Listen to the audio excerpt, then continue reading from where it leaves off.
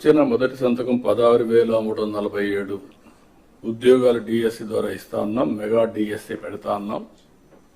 ఈ first week లో mega DSC notification issue చేస్తారు.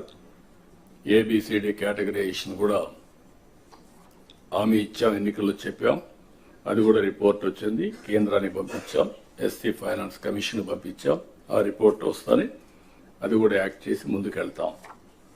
ఇక్కడ మీరు చేయాల్సిన పని ఈ ఉద్యోగాలన్నీ కూడా ఇచ్చిన తర్వాత డిఎస్సి మెగా డిఎస్సి పర్ఫెక్ట్ గా కండక్ట్ చేయాలి.